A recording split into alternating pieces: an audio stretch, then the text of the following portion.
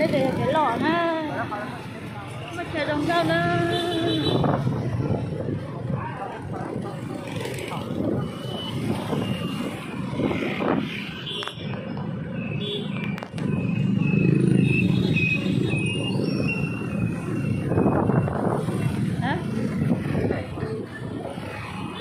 một trăm thôi, thôi con thôi. Trên này đi. Đợi xe trong một giờ mới.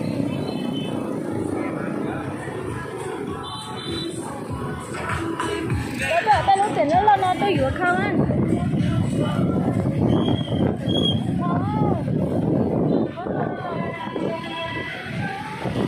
Cái bên này tôi vừa nó đó chiều như thế này.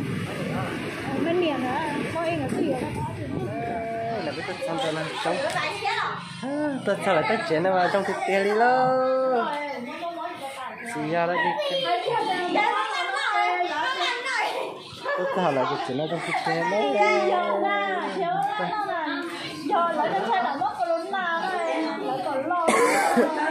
thầu lo cho thầu đi coi thầu xây 15 xíu ấy.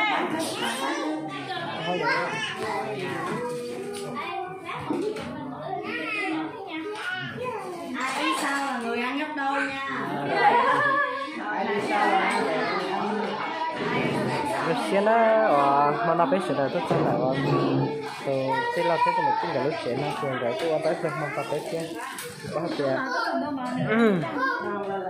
chặt tiền xong rồi chặt tôi tiền thì cho nó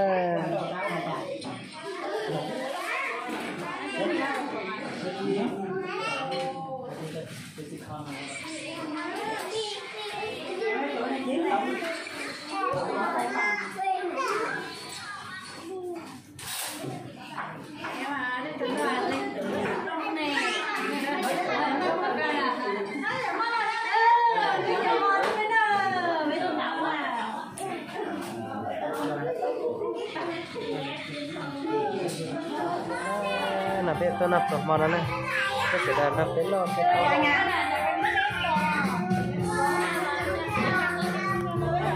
con cho đi điểm danh đó.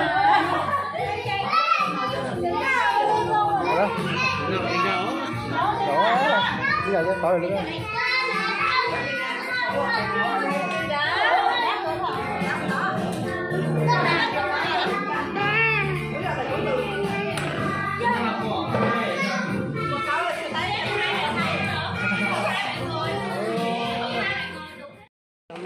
Gì nó chế bên mà mỏ, xí đi nó nè, từ xí mà giống mà từ chuẩn đó hay đi nó nè, giờ đây chỉ tao nó là bên nào nè,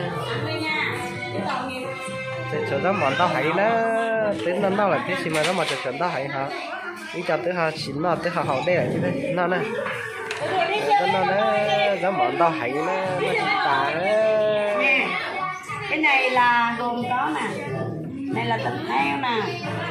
Cái này là cá nè, đúng không? Này là trứng nè.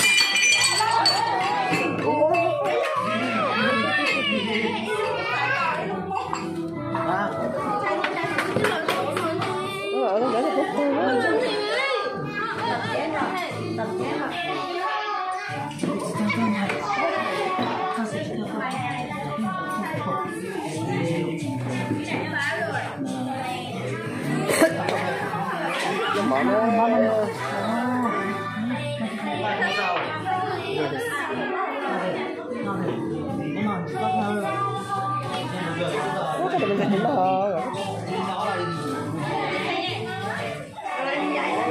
nó mở ra nó thì nó ta đấy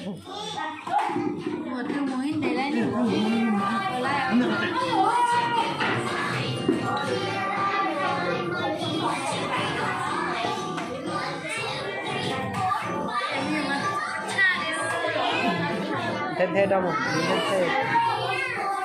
thế đâu có hết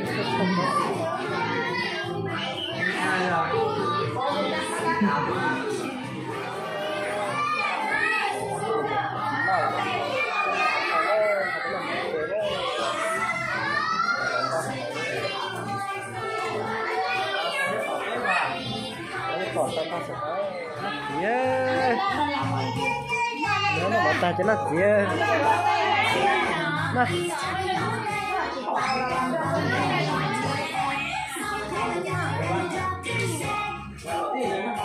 nó kìa rồi nó rồi nó ở đi rồi nó dính rồi được còn dính rồi nó Như còn bố nhá.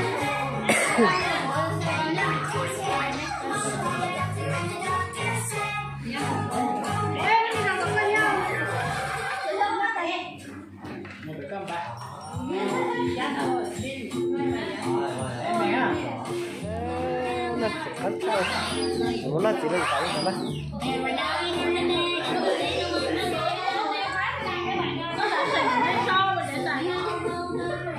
nó khó rồi ta nó chỉ lên cổng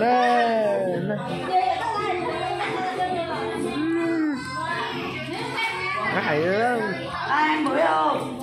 nó chỉ đây cái hay đây nó bảo hết đó Bữa nè. đây tôi để nó vào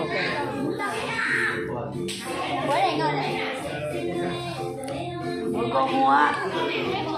Bữa con mua.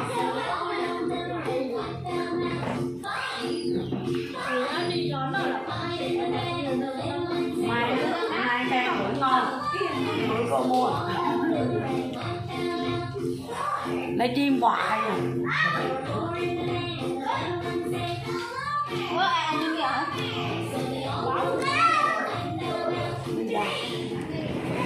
Nó tao lòng chị nó chỉ biết phân thanh lên nó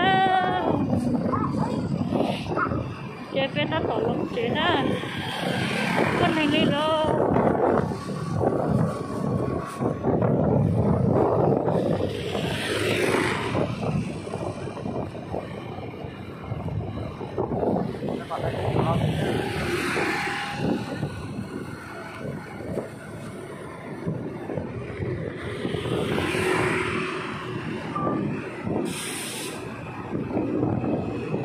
nó bao nhiêu đứa có gì là sao